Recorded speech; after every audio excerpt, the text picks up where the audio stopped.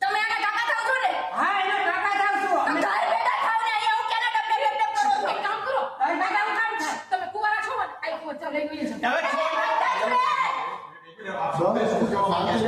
હવે શાંતિથી વાત કરો તો મામલો સોલ્વ થાય.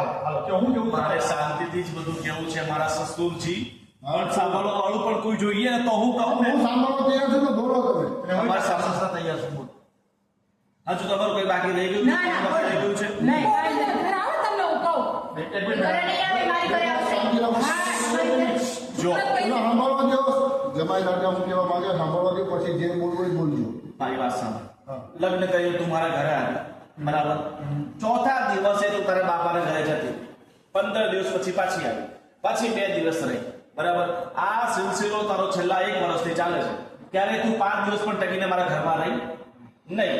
આજે મારા પપ્પાની તબિયત ખરાબ છે, આજે મારા મમ્મીથી આ કામ નહીં થશે, આજે મારી ભાભી મારી મમ્મી સાથે લડશે, આજે મારે આ કરવાનું છે પેલું કરવાનું છે, આમ કરી કરીને તું મહિનામાં 25 દિવસ તારા પિયર રહ્યા છે.